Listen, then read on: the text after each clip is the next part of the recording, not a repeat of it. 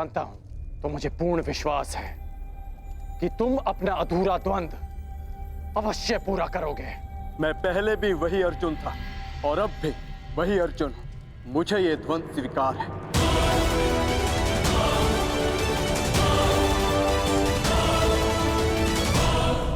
कोई द्वंद नहीं होगा।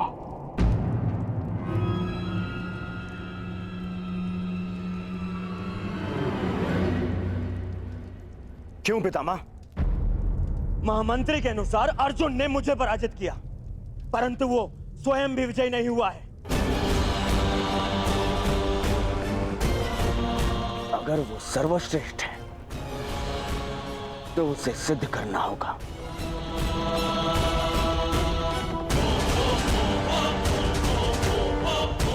जब कर्ण और अर्जुन दोनों ही यहां प्रस्तुत हैं, तो युद्ध से भय क्यों है आपको? भय मेरी विजय का या संदेह अर्जुन के कौशल पर?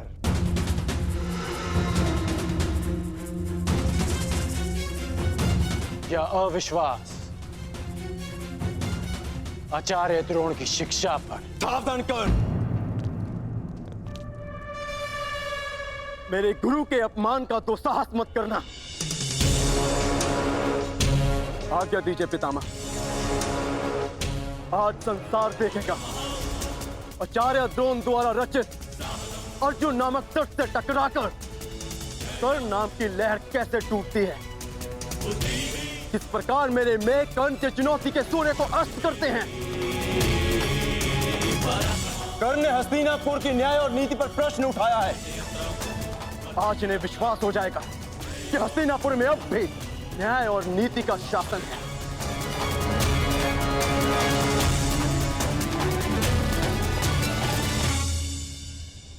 हस्तिनापुर के न्याय और नीति से बहुत पुराना परिचय है मेरा।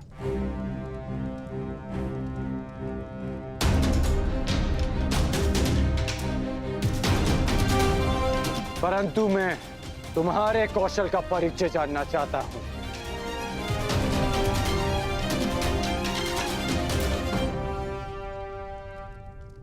महाराज, युवराज चयन के नियम के अनुसार द्वंद के विजेता को युवराज बनना था, और यदि प्रतिनिधित्व के बल पर युवराज चयन होता है तो कुमार दुर्योधन को भी उचित प्रतिनिधित्व मिलना चाहिए, जो उन्हें नहीं मिला महाराज।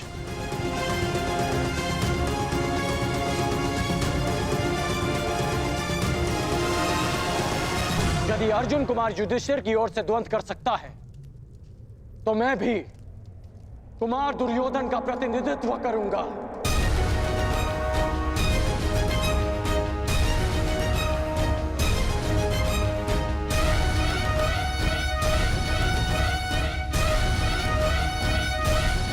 और इस स्थिति में भी अर्जुन और मेरे मध्य द्वंद शेष है।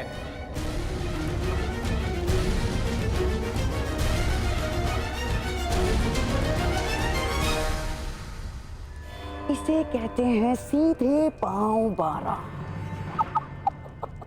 एक ही पासे में खेल पलट दिया। हाँ? एक ही पासे में। तुम पे भरोसा करके मैंने भूल नहीं की थी कर्ण। यदि पितामह का आदेश हो तो अर्जुन के कौशल के साथ साथ यमराज का भी परिचय हो जाएगा कर्ण। भीम, प्रतीत होता है कि रंगभूमि में मिली हार को अब तक बचा नहीं पाए हो तुम। कहो तो हम भी एक और द्वंद कर लें। मेरा भी निवेदन है कि अर्जुन को द्वंद की आज्ञा दी जाए पितामह। वाह, क्या कहा? पहली बार भीम ने ऐसा कुछ कहा है जिसके मैं भी पक्ष में हूं। क्यों भ्राता युधिष्ठिर, क्या मत है आपका? द्वंद के बुलावे से अर्जुन पीछे नहीं हटेगा, हमें भी स्वीकार है। स्वीकार है।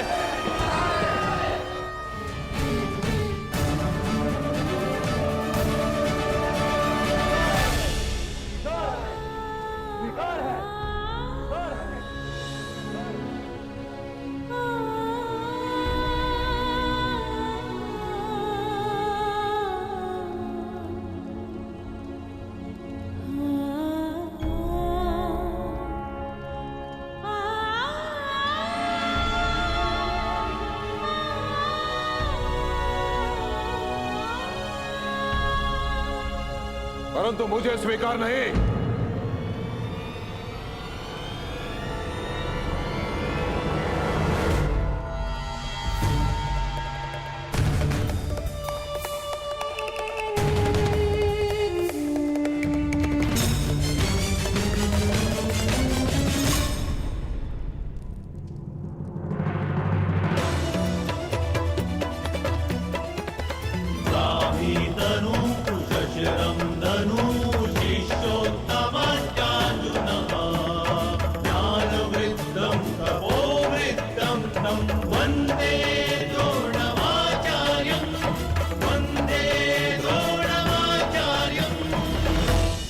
सभा में विलंब से आने के लिए क्षमा प्रार्थी हूं महाराज। मेरे शिष्यों में से सर्वश्रेष्ठ योद्धा कौन होगा, इसका चयन केवल मेरे अधिकार क्षेत्र में आता है महाराज, केवल मेरे।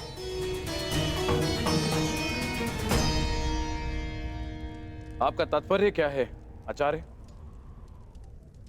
वही जो अंगराज कर्ण का है।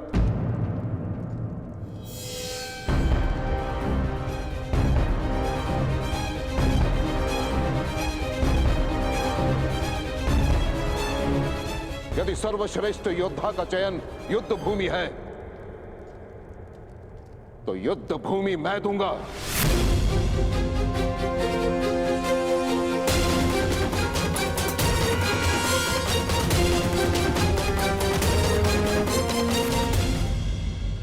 वैसे भी नियति कहती है महाराज कि गुरु दक्षिणा दिए बिना कोई भी शिक्षा पूरी नहीं मानी जाती।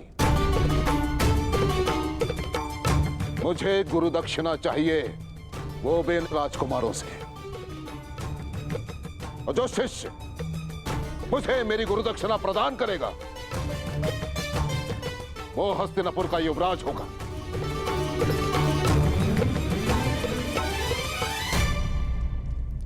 आचार्य, कहीं इस घृणा का अर्थ भी वही तो नहीं जिसके कारण एकलव्य का अंगूठा छीना था आपने? मुझे तो केवल शंका है कि ये परीक्षा भी उसी शिष्य के लिए तो नहीं जिसे आप सर्वश्रेष्ठ मान चुके हैं।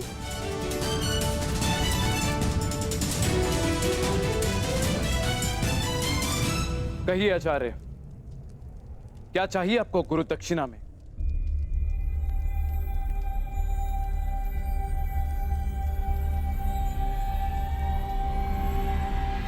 पांचाल नरेश द्रुपद।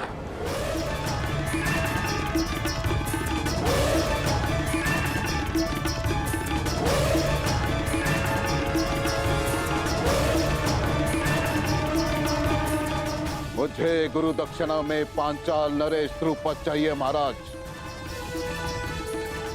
तो मेरा जो शिष्य द्रुपद को परास्त करके बंदी बनाकर मेरे समक्ष लेकर आएगा वही विजेता होगा और वही हस्तिनापुर का युवराज।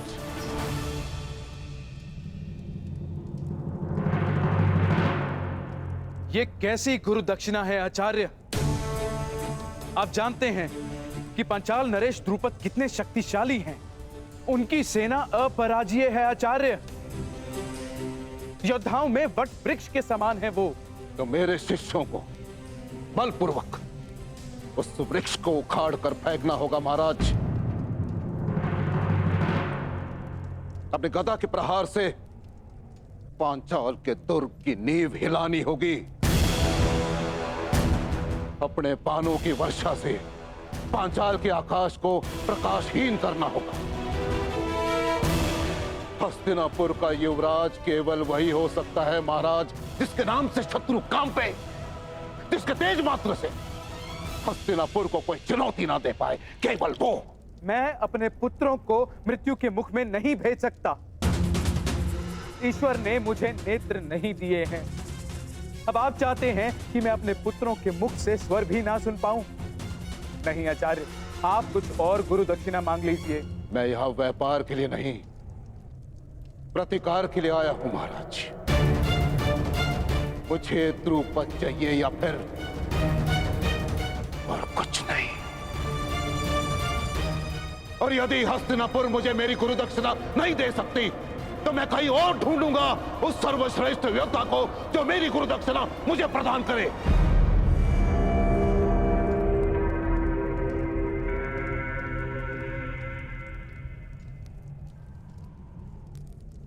ठीक है आचार्य, हस्तिनापुर की सेना आपके लिए द्रुपद को लेकर आएगी।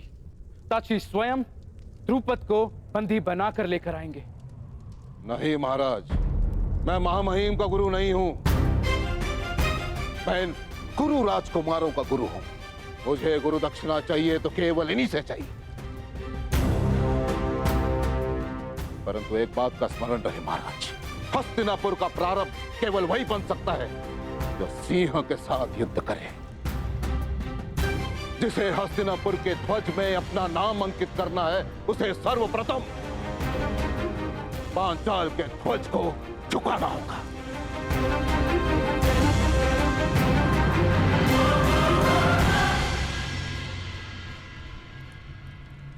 नौकार तलवार बनाता है महाराज, परंतु अपने स्वामी को देने से पूर्व उसकी धार को परखता है। परंतु मैंने उस धार को परखे बिना वो तलवार आपको सौंप दी, परंतु अब परख होगी महाराज। मैं देखना चाहता हूं कि मैंने शूरवीर योद्धा तैयार किए कि हस्तिनापुर में केवल अपना समय नष्ट किया है। क्या तुम 105 में से कोई है जो अपने गुरु के ऋण को चुका सके?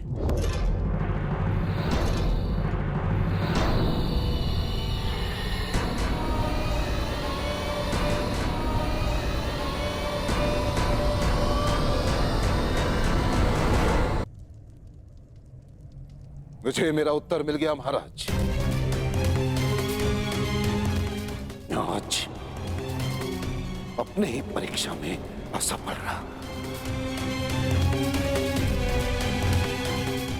आप अपना युवराज चुनने के लिए स्वतंत्र हैं और मैं अपने सर्वश्रेष्ठ शिष्य को ढूंढने जा रहा हूं।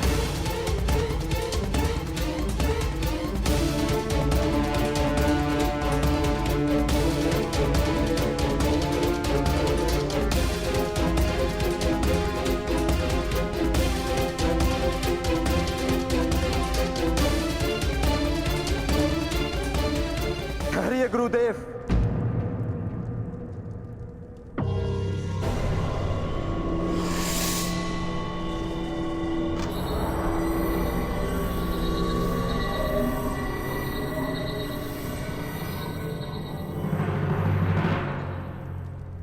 विलंब से उत्तर देने के लिए क्षमा चाहता हूं।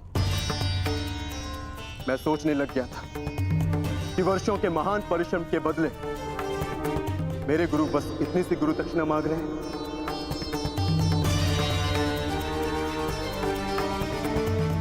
आपने संसार के सर्वश्रेष्ठ योद्धा तैयार किए हैं गुरुदेव, ये मैं सिद्ध करूंगा।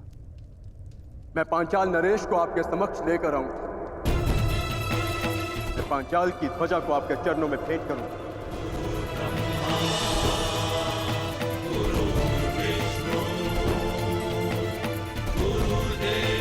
गुरु का स्थान ईश्वर से भी ऊंचा है, इसलिए शिष्य का कर्तव्य है कि गुरु की आज्ञा का प्राण देकर भी पालन करे।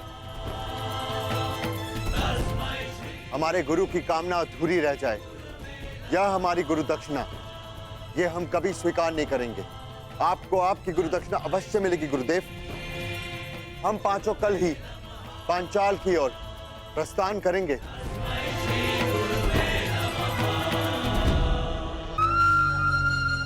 मेरे होने वाले सम्राट।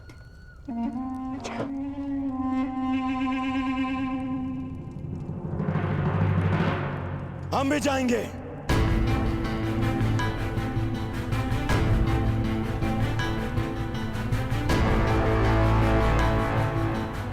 पांचाल नरेश को आपके चरणों में लाने के लिए।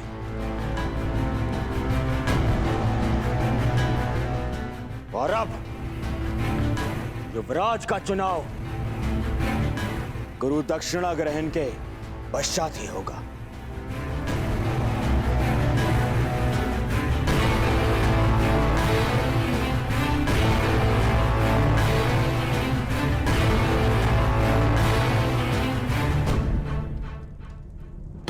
साथ चलोगे मित्रकर्ण, मेरे साथ में।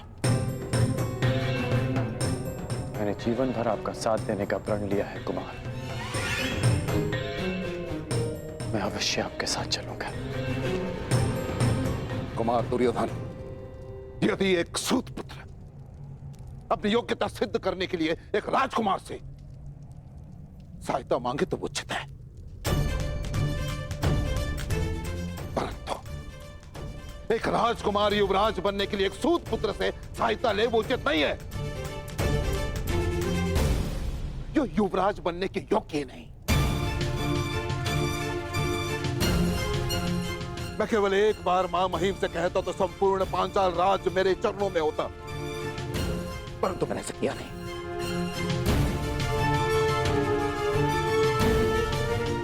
क्योंकि एक योद्धा अपनी शक्ति से अधिकार पाता है, दान में प्रसाद नहीं।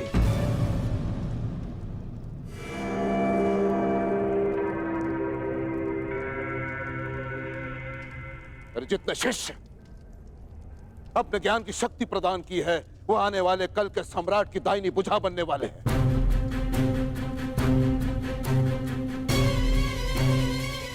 यदि इस भुजा को एक सूत पुत्र के बाहुबल की आवश्यकता पड़ जाए तो मुझे ग्लानि है कि तुम मेरे शिष्य हो।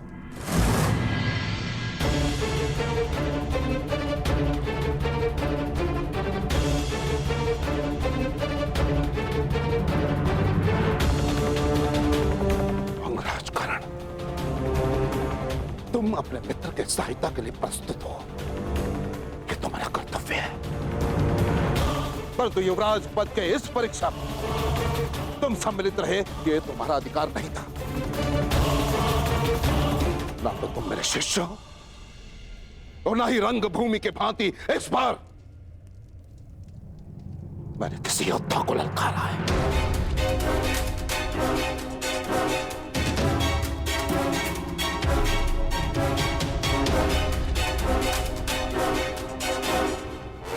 और यदि तुम भारी योद्धा के सहायता के बिना पांचाल नरेश द्रुपद का सामना नहीं कर सकते तो तुम्हें वहां जाने की आवश्यकता नहीं है।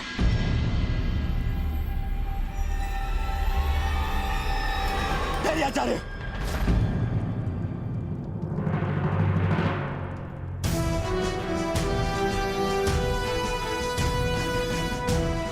आपने ठीक कहा आचार्य। हाँ कर आचार्य, तुम ठीक कह रहे हैं।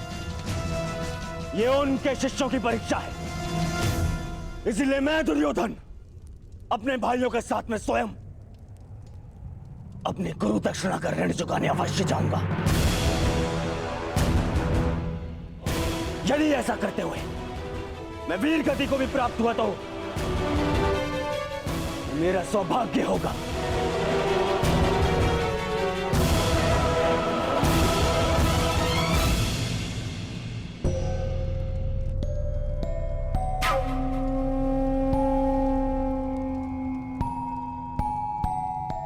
परंतु यदि ऐसा हुआ तो मेरी आत्मा पर एक उत्तरदायित्व का भार शेष रह जाए।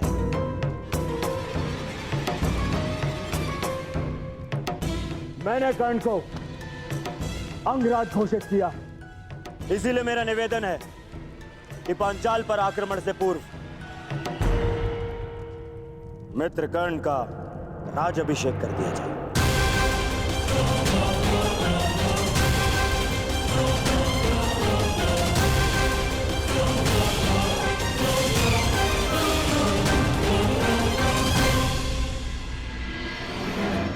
पितामह,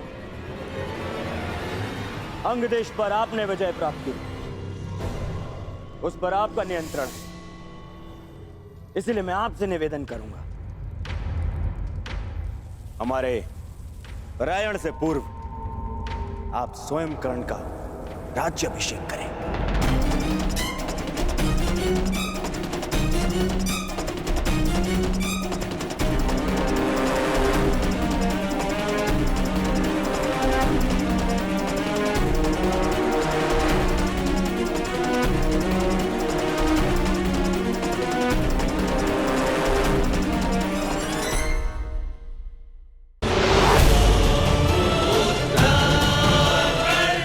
हमारे रायण से पूर्व आप स्वयं कर्ण का राज्याभिषेक करें।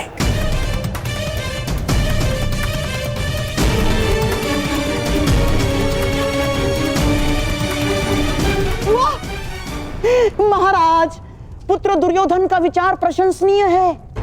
अपने वचन और उत्तरदायित्व का भान रखना महान पुरुषों का लक्षण है महाराज। अब आपने कर्ण को अंगराज घोषित कर दिया, तो वो राज्याभिषेक से वंचित क्यों रहे महाराज? तो यह निश्चित रहा, कल प्रातः काल ही अंगराज कर्ण का राज्याभिषेक किया जाएगा।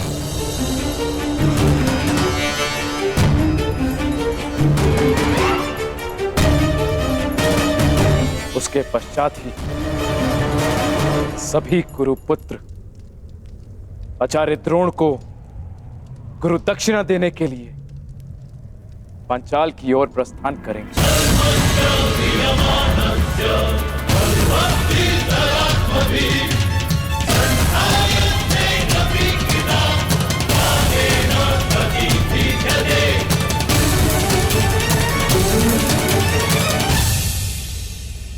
बधाई हो मित्र, तुम भाग्यशाली रहे। मैं तो वर्षों से प्रतीक्षा कर रहा हूं कि कब पिता महाराज का मुकुट मेरे सर पे रखेंगे। अंग का मुकुट भी आप ही का है मित्र, और रही बात युवराज के मुकुट की, तो पांचाल नरेश को पराजित करते ही वो स्वयं आपके शीश पर शोभित हो जाएगा।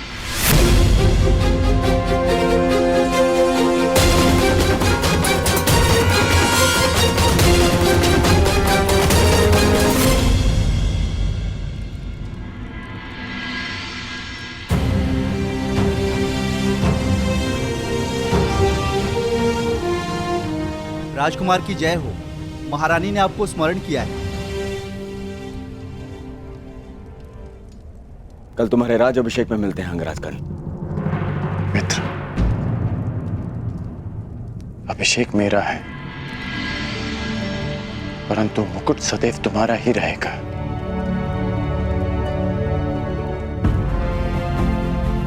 मित्र कर्ण,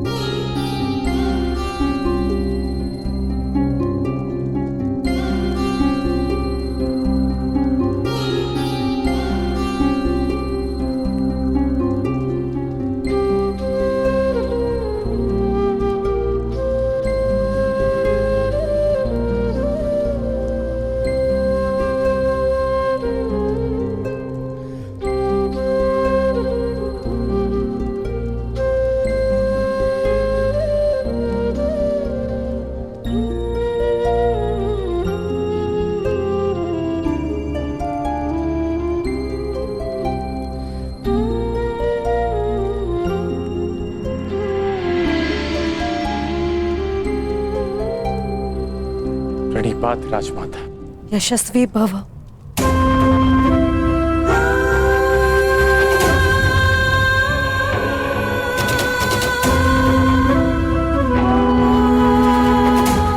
तुम्हें वर्षों पश्चात देखकर तुम्हारे शौर्य ने मुझे गर्वित किया है पुत्र।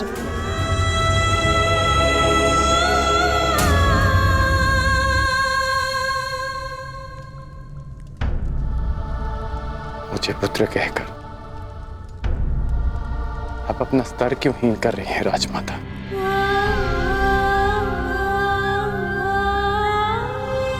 ऐसा क्यों कह रहे हो पुत्र? क्योंकि कल की रंगभूमि और आज की राजसभा ने मुझे वो सिखाया जो गुरु परशुराम ने भी नहीं सिखाया, कि मनुष्य को उसका उद्गम विस्मृत नहीं करना चाहिए, उसे स्मरण रखना चाहिए कि उसकी जड़ें किस भूमि से आई हैं। यही मेरा भी मत है कर्ण, परंतु स्मरण से पूर्व मनुष्य को अपने उद्गम का ज्ञान भी होना चाहिए।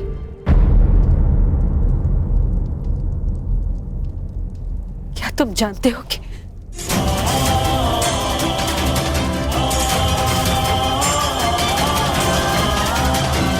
इसे तो पता होगा माता कि इसका मूल क्या है, और यदि ये भूल गया है तो मैं इसे स्मरण कराता रहूंगा कि एक सूत पुत्र है। मर्यादा में रहो भीम। द्वंद्व के साथ आए विकारों को द्वंद्व के साथ ही छोड़ देना श्रेष्ठ होता है। कर्ण ने अपनी योग्यता से अंगराज की पदवी प्राप्त की। उनका सम्मान करो। अंगराज मेरा अनुज कटु जीवा वाला है, परंतु उसके मन में मैल नहीं। मैं आपके कौशल का सम्मान करता हूं। परंतु ज्येष्ठ भ्राताश्री, आप उसकी प्रशंसा कर रहे हैं, इसने अर्जुन को ललकारा। भीम, विरोधी भी यदि प्रतिभाशाली हो तो उसका सम्मान करना चाहिए। और अंगराज तो अब हस्तिनापुर के पक्ष में है। अंगराज, ज्येष्ठ पांडव होने के नाते मैं आपका स्वागत करता हूं। मुझे हर्ष है कि आप जैसा विकट योद्धा अब हमारे पक्ष में है। मैं केवल कुमार दुर्योधन के पक्ष में हूं।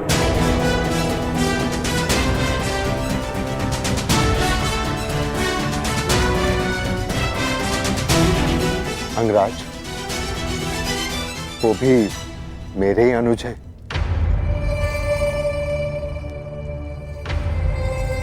चलिए माताश्री।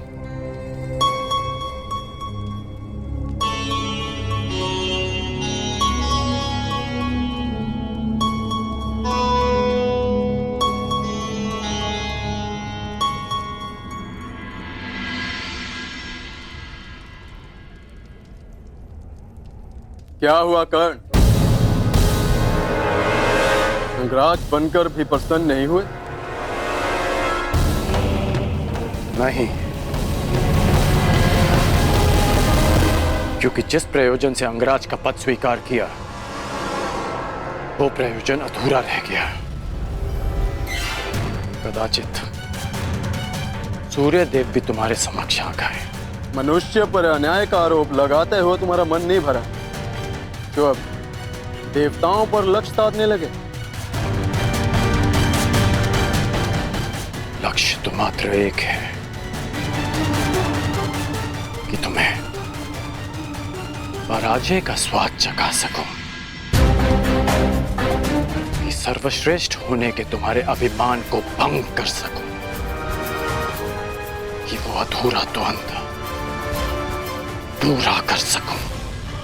एक बात तुमने उचित कही थी रंगभूमि, कि धनुष से निकला बाण कभी लौट कर नहीं आता, परंतु प्रत्यंचा लौट कर आती है। निश्चित रूप से रंगभूमि लौट कर नहीं आएगी कर्ण, परंतु हमारा द्वंद्व लौट कर अवश्य आएगा। और उस दिन कुछ भंग होगा तो मुझे पराजित करने का तुम्हारा स्वप्न एक दिन अवश्य आएगा कर्ण, जिस दिन हमारे बीच न सूर्य देव होंगे, न पितामह और न आचार्य द्रोण, केवल हमारे बाण बात करेंगे। और तब तक यह अधूरा द्वंद्व मेरे मन पर भी भार बनकर रहेगा। ये भार कल प्रातः और बढ़ जाएगा जब तुम मेरा राज्याभिषेक होते देखोगे।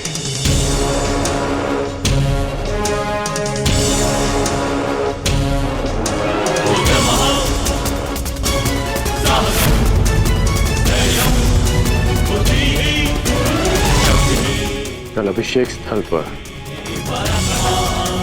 तुम्हारी प्रतीक्षा रहेगी अर्जुन।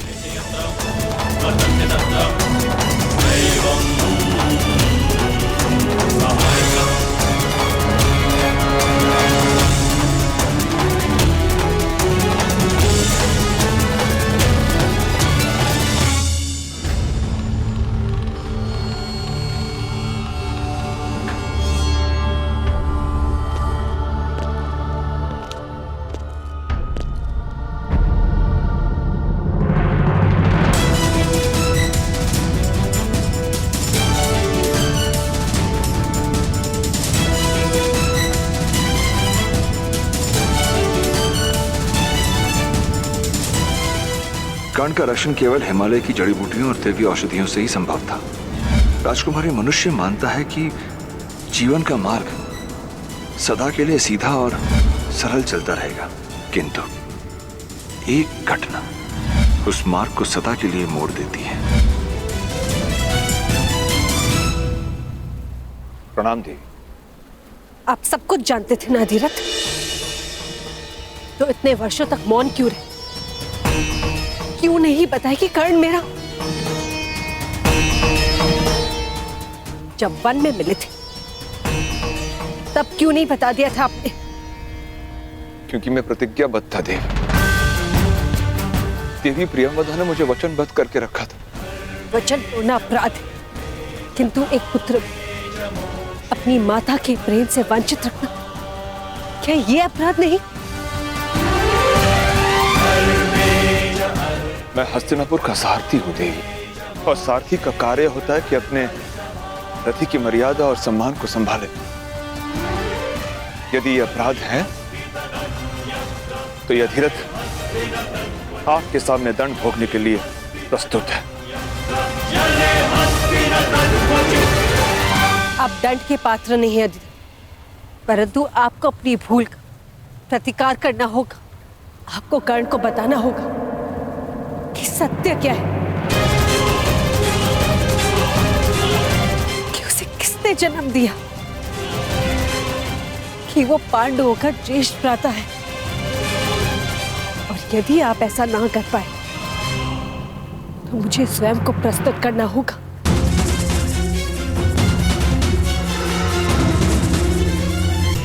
ऐसा मत कीजिए देवी। किसी प्यासे को जल के समीप लाकर यह कहा जाए कि उसका जल पर कोई अधिकार नहीं तो प्यास से नहीं, भाग्य के त्रास से उसके प्राण चले जाते।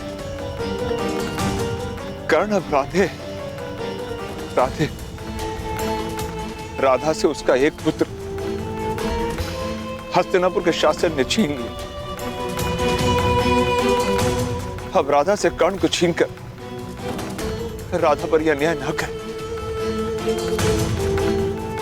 ईश्वर की कृपा से आपके पास 5 पुत्र हैं, परंतु राधा के पास केवल एक। नहीं अधिरथ, मेरे पास 5 नहीं 6 पुत्र हैं। मुझे यही भय सताता रहता है कि किसी कर्ण को सत्य का भान नहीं हुआ, मेरे फिर से 5 पुत्र हो जाएंगे। क्या कर्ण, मेरा अर्जुन,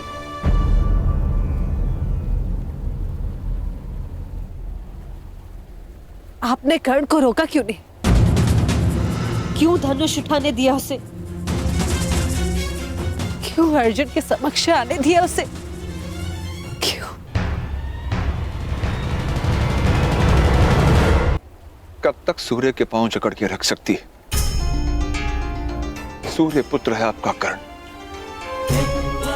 अधिरथ नामक एक छोटा सा मेघ उसकी आभा, उसकी तेज को कैसे रोक सकता है?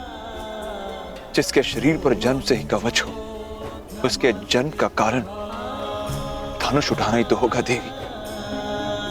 जिसे महामहिम भीष्म का आदेश न रोक सका, जिसे आचार्य द्रोण की उपेक्षा न रोक सकी, उसे यह अधिरथ कैसे रोक पाता? कैसे? कर्ण को रोका जा सकता है अधिरथ। भाइयों को एक दूसरे का रक्त बहाने से रोका जा सकता है। मैं अपने 6 पुत्रों के साथ जीवन बिता सकूं या ना बिता सकूं, ये मुझे स्वीकार है, परंतु मुझे इन सबका जीवन चाहिए।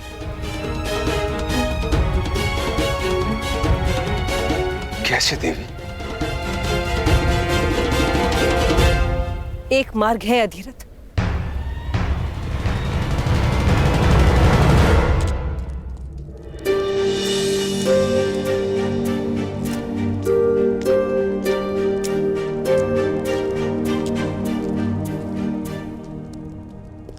कोई भी दृष्टिगोचर नहीं हो रहा भुगत ग्राम में। बालक तक नहीं मार्ग में।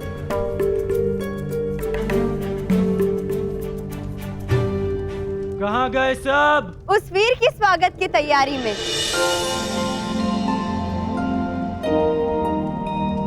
जिसने इतिहास में सूतों को सम्मान दिलाया। स्वागत है अंगराज कर्ण।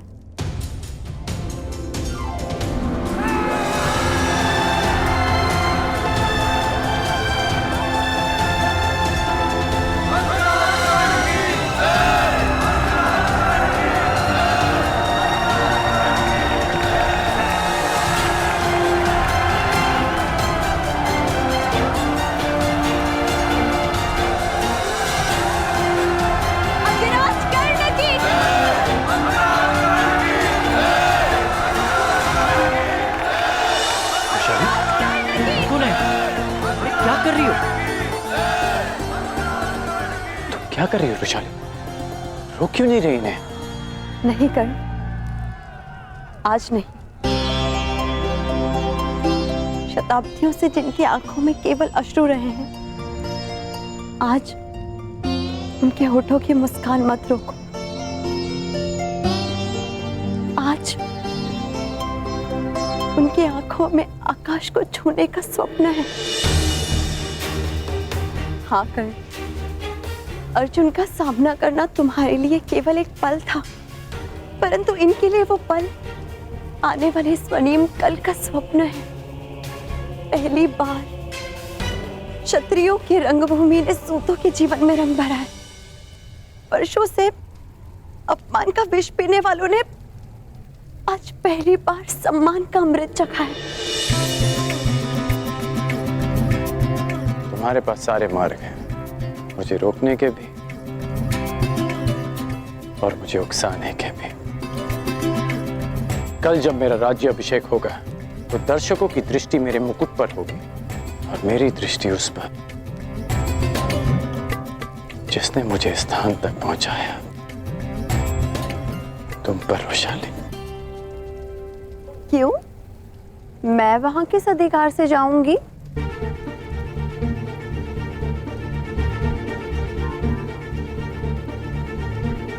तुम्हें सदैव वहां पे रहना होगा। कल मित्र के अधिकार से और कुछ समय पश्चात अंग देश की महारानी के अधिकार से।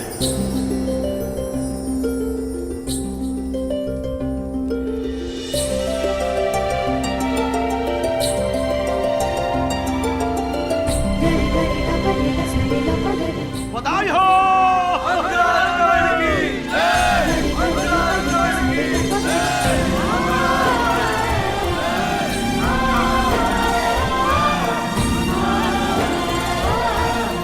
हो।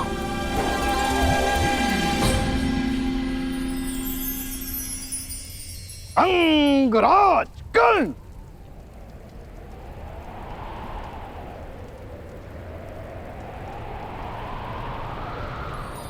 बधाई हो अंगराज।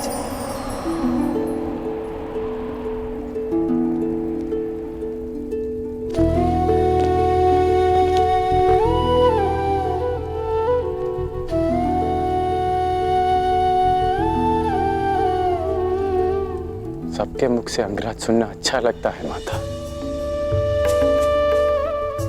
परंतु आपके मुख से ये अपशब्द प्रतीत होता है। मैं आपके लिए केवल कर्ण, आपका बालक कर्ण, राधे कर्ण।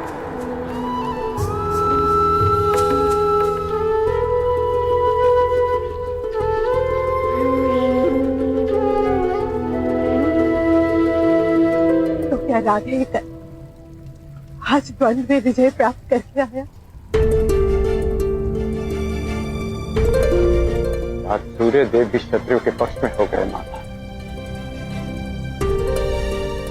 आपका राधे हारा नहीं, परंतु जीत भी नहीं पाया।